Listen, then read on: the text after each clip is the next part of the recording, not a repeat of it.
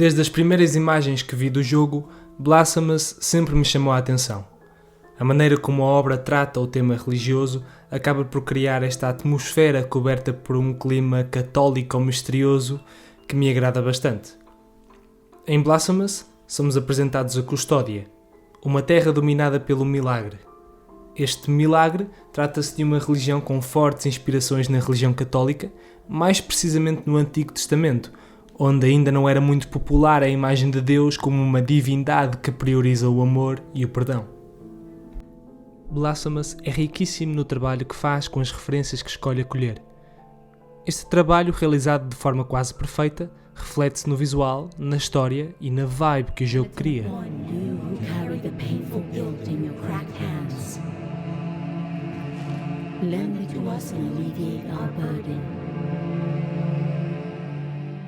O jogador controla o Penitente, um humano de género indefinido que veste uma armadura prateada com um design baseado nos tradicionais San Benitos, vestes usadas pelos penitentes da Idade Média.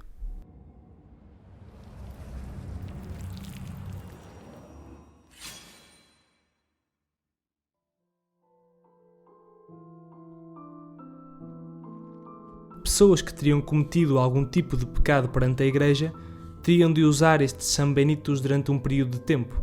Também teriam de usá-los durante algumas procissões, onde até algumas torturas eram aplicadas como forma de purificação da alma.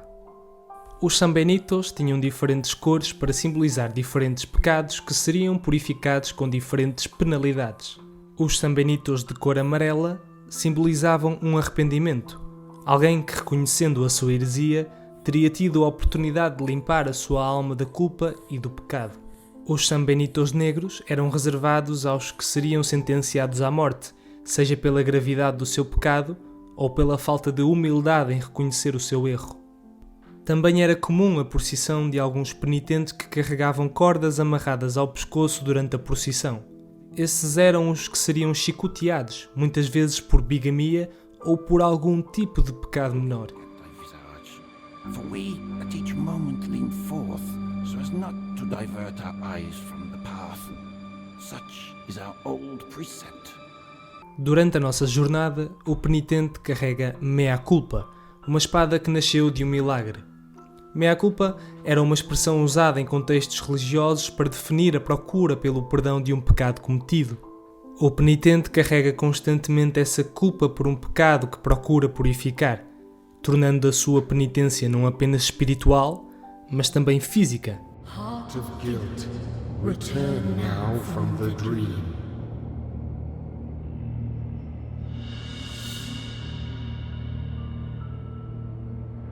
A developer da Game Kitchen não esconde as suas inspirações na arte, principalmente no pintor Francisco de Goya, que aqui tem a sua obra Procissão de Flagelantes homenageada através de todo o visual em Blasphemous.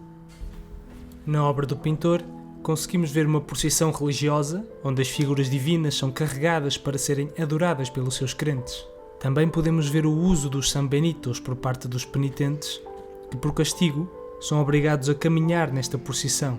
Foram poucas as obras que vi usarem de forma tão clara e fiel o sentimento que uma outra obra transmite, e isto é fantástico.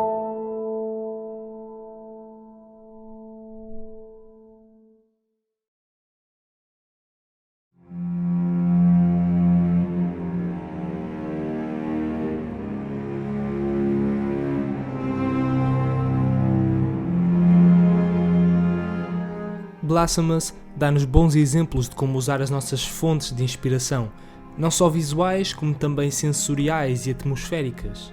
As influências católicas que Blasphemous utiliza como inspiração são muito bem usadas, até mesmo as mais simples, que acabam por lá estar mais como uma referência ou como uma ajuda na coerência visual. Um exemplo claro disto seria as 7 dores da Santíssima Virgem. As 7 dores de Maria, mãe de Jesus Cristo, em diferentes ocasiões durante a Bíblia, seriam simbolizadas por estas 7 espadas ou punhais apontadas ao seu coração. Em Blasphemous temos a Lady of the Six Sorrows, que quando encontrada nos oferece uma das suas espadas para aumentar a nossa barra de HP, fazendo um paralelo com a mãe de Jesus Cristo que chora pelas penitências do filho. Também esta mãe sofre ao ver o fardo que o penitente carrega, oferecendo-lhe a sua própria vida como auxílio. Dichosos los ojos que con devoción ven mi corazón atormentado. Que se acerque quien cuyos contentos son el padecimiento y los ayunos, pues son grata penitencia. 6 dolores afilados ajan mi pecho florido. Tomad el primero de ellos y purgad una de vuestras 6 manchas capitales del alma.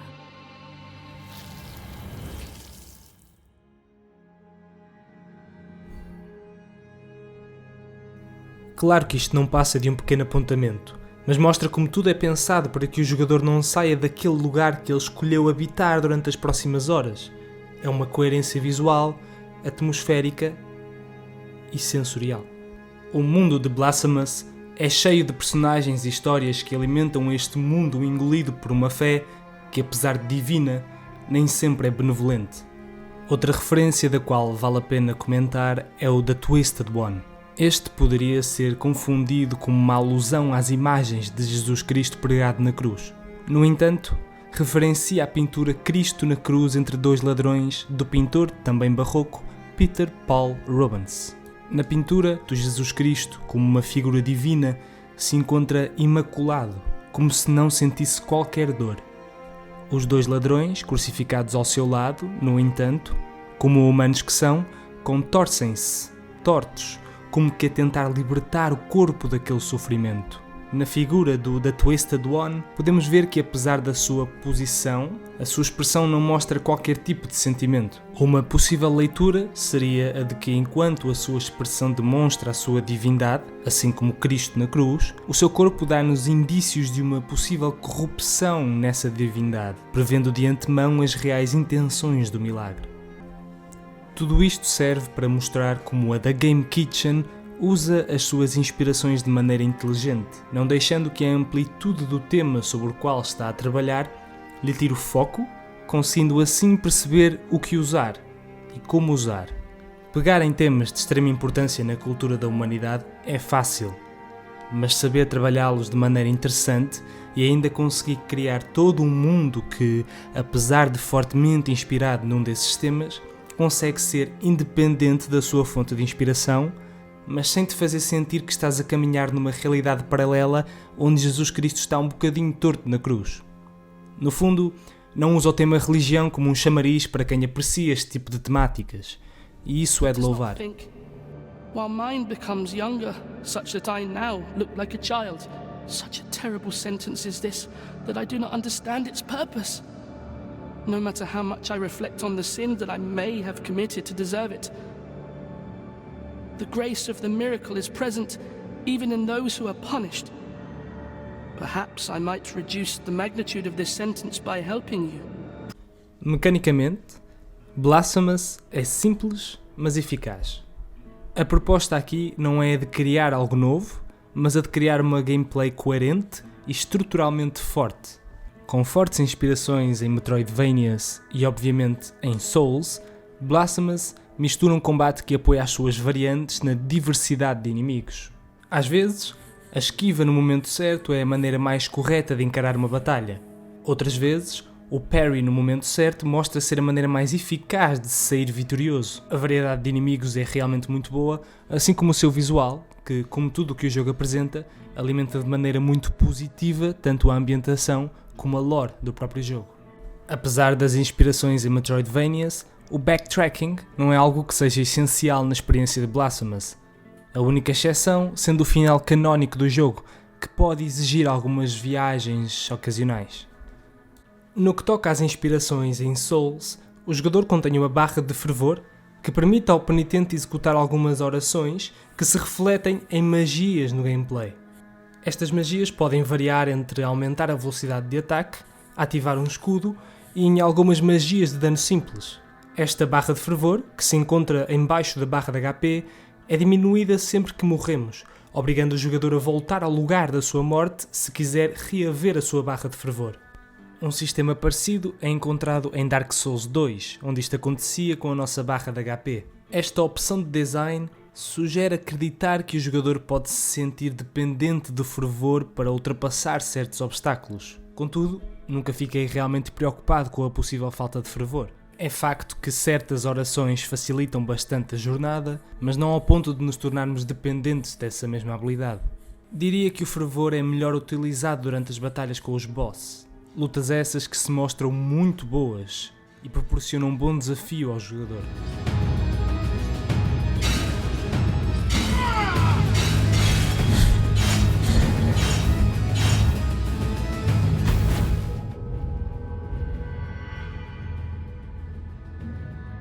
O mapa contém várias zonas diferentes, apresentando assim vários e diferentes desafios ao jogador. Desafios esses que podem ser superados com a ajuda de alguns itens que vamos conquistando durante a nossa procissão ou ao realizar missões secundárias. Outra mecânica interessante é o Rosário, que é usado no jogo como uma maneira do jogador escolher alguns bónus para individualizar um pouco mais a sua forma de jogar Blasphemous.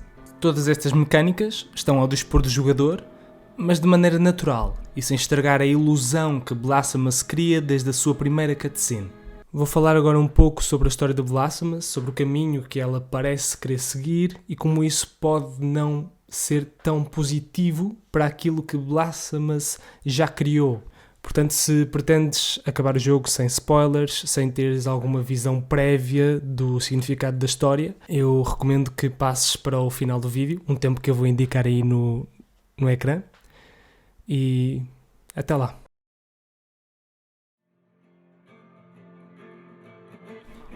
Para realizar o terceiro e canónico final, encontramos-nos com a quarta visão, que nos oferece o verdadeiro coração da nossa espada para que possamos ferir não o corpo, mas a alma de Crisanta. Esta indicação dá a entender que atacaremos a sua fé para com o milagre. By the miracle's veil, cast off the chains from the soul whose profession of faith, engraved on her helmet, is the truest, most righteous, and unwavering of all. The soul of Crisanta, of the rapt agony. And in this way, you will inflict the greatest of all wounds upon her. The wound to the soul. Ao derrotarmos Crisanta e nos dirigirmos para a catedral onde tudo começou, ela nos dará a Santa Chaga da Abnegação. Com esse item, terminamos o jogo como normalmente faríamos, mas ao subirmos para o trono virado, uma plataforma subirá e nos levará para o outro lado do sonho, onde encontraremos e derrotaremos o Escribar na sua forma verdadeira. Mais uma luta acontece, e ao o vencermos, finalmente encontraremos a Altas Vontades, o verdadeiro antagonista de Blasphemous. We are the High Wills. For there is no miracle that does not stem from our desire. Ao falarmos com Altas Vontades, fica implícito que a sua criação partiu da sua própria vontade de existir. Isto torna viável a teoria de que o milagre e as próprias Altas Vontades são de certa maneira o mesmo. Também fica implícito que o seu nascimento também partiu da própria vontade e fé do povo de Custódia. Assumindo esta teoria como sendo canónica, percebemos que uma parte do poder de existência do próprio milagre está de certa maneira do lado do povo que acredita na religião pela qual prega. O ato de reza por parte do povo para que algo aconteça, ou a própria crença na religião, esta fé, faz com que a palavra se torne carne. De certa maneira, este olhar para a religião troca os papéis de quem é o Criador e a criação. You have come to this place to atone for your sins, to put an end to this work. Destroying our flesh that once was word, and now is but silence.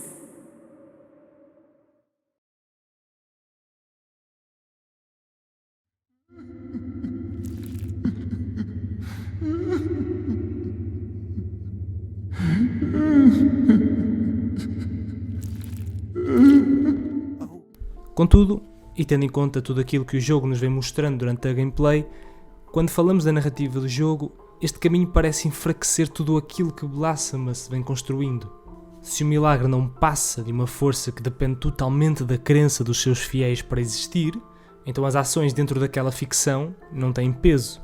Todas as lendas sobre as pessoas que sofreram ou se sacrificaram, penalidades ou bênçãos realizadas pelo milagre, tudo isso não passa de uma falsidade e apenas existe na mente das pessoas que acreditam no milagre. The first miracle took place. One devout and tormented youngster asked the High Will for punishment. He placed a wooden log where he sat and prayed. He prayed hoping to be heard. He prayed for pain, so he could ease the guilt that sharply pierced his soul. Then, the miracle manifested itself. Como disse, este poderia ser um caminho interessante. Contudo, Blasphemous não parece estar disposto a seguir esta narrativa.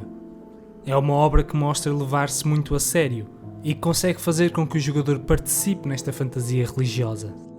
Posto isto, parece-me que desvalorizar todas estas ações concretizadas antes e durante a jornada do penitente para trabalhar esta ideia de que a religião pode ou não ser apenas uma criação do homem que acaba por se deixar controlar dentro da sua própria criação, fazendo assim talvez uma ponte com o mundo real, pode não ser uma ideia tão proveitosa para aquilo que o jogo tem vindo a criar.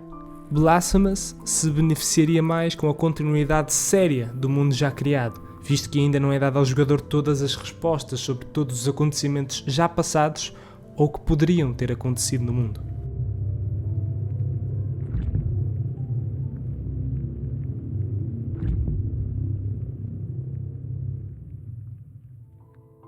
Em suma, Blasphemous não está aqui para reinventar o género. A The Game Kitchen mostrou que percebe muito bem a proposta que quer entregar, conseguindo até ir mais fundo na sua temática, trabalhando muito bem toda esta ambientação. Com uma gameplay simples, mas divertida, e com uma história e um mundo muito interessantes, Blasphemous é uma experiência completa para quem gosta de mergulhar num mundo cheio de mistérios e com um tom sério e poético em toda a sua proposta. Muito obrigado mais uma vez a quem ficou até ao fim. Vemo-nos no próximo mês, onde farei um vídeo sobre um clássico que nunca joguei e que vai ser a primeira vez que vou jogar. Também estou a pensar em fazer alguns vídeos diferentes, com umas temáticas diferentes, umas propostas diferentes, algo mais experimental e talvez um pouco mais pessoal, para tentar sair um pouco desta escrita muito literal e uma coisa se calhar mais falada, como eu estou a tentar a fazer agora. Muito obrigado, mais uma vez, e até ao próximo vídeo. That divine will, equally pious and cruel, which we could not and will never be able to unravel, was called the miracle.